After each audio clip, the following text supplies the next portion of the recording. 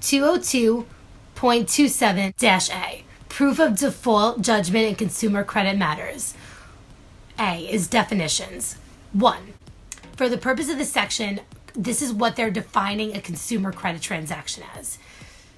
It's a revolving or open-end credit account wherein credit is extended by a financial institution which is in the business of extending credit to an individual primarily for personal, family, or household purposes, the terms of which include periodic payments, interest accrual, and late charges.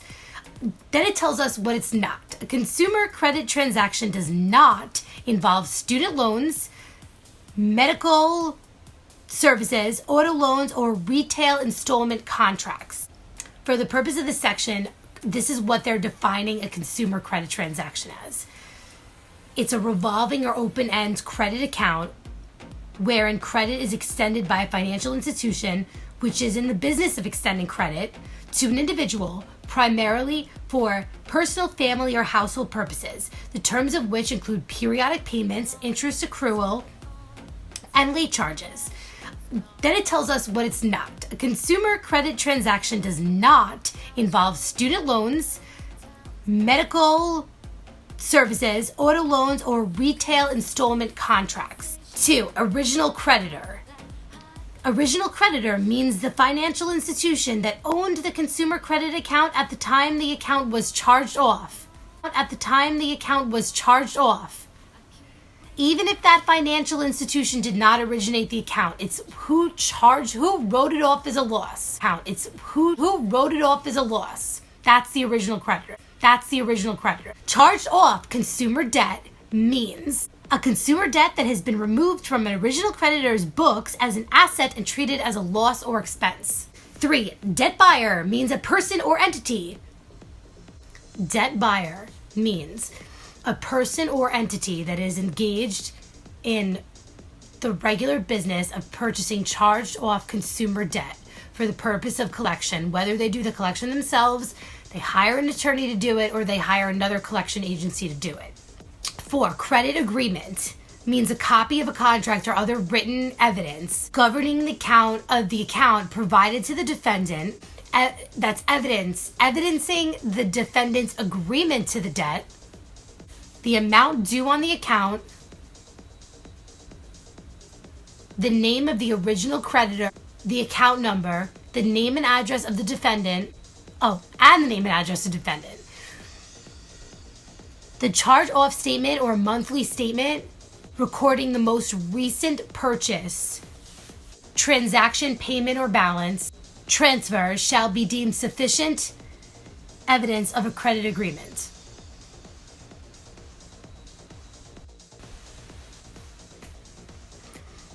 Debt buyer means a person or entity that is regularly engaged in the business of purchasing charged off consumer debt for collection purposes.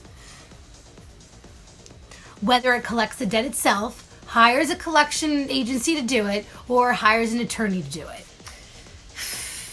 Okay, and then I think I already did credit agreement. It's kind of self-explanatory. The charge-off statement or the monthly statement recording the most recent purchase transaction, payment, or balance transfer shall be deemed sufficient evidence of a credit agreement. B. Applicability. Together with any other affidavits required under New York law, the following affidavit shall be required as part of a default judgment application under CPLR 3215 that's made to the clerk. 1.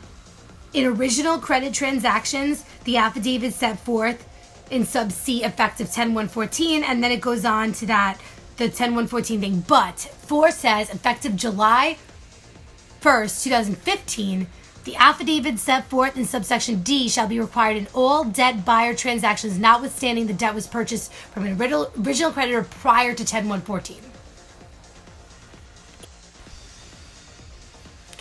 5. In all original creditor or debt buyer transactions, in debt buyer actions, the affidavit of non-expiration of statute of limitations set forth in sub C effective 10-1-14. So that's required. C. Where the plaintiff is the original creditor, the plaintiff must submit the affidavit of facts by original creditor. Now I'm going to try to hold this up to the phone here because it's actually all in capital letters. Hopefully it's able to come out in the video. D, where the plaintiff is a debt buyer, the plaintiff must submit the affidavit of facts and purchase of account by debt buyer plaintiff. That's 1. 2, the affidavit of facts and sale of account by original creditor, and if applicable, the affidavit of 3, the affidavit of purchase and sale of account by debt seller for each debt seller who owned the account prior to the plaintiff.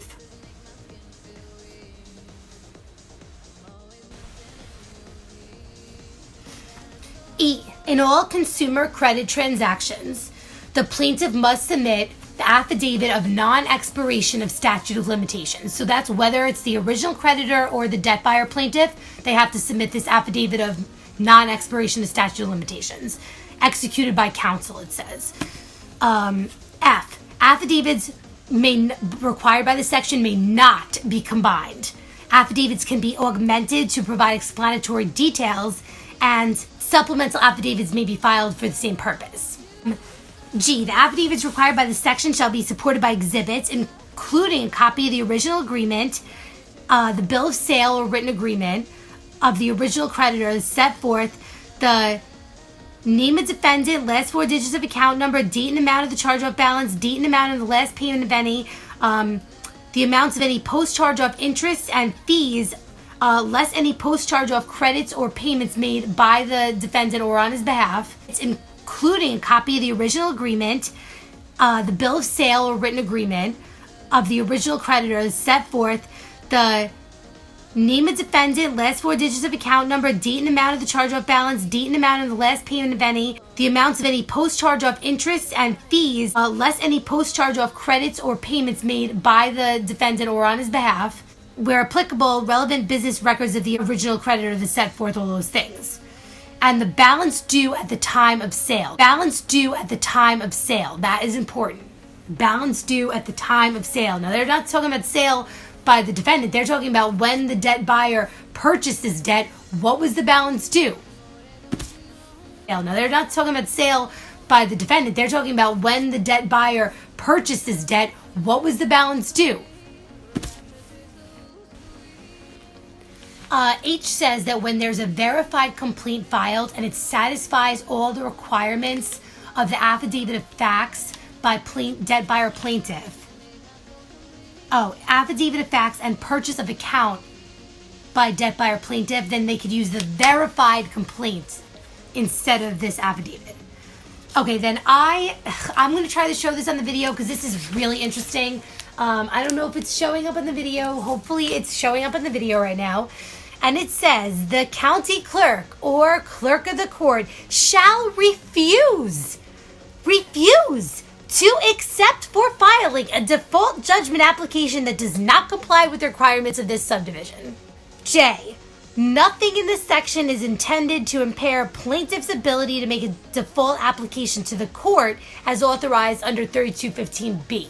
So this is only talking about 3215 applications made to the clerk for a default judgment. Nothing in this section is intended to impair plaintiff's ability to make a default application to the court as authorized under 3215B. So this is only talking about 3215 applications made to the clerk for a default judgment. Then 202.27-B goes into the additional mailing of notice on an action arising from a consumer credit transaction. And I don't know if that'll be in this video.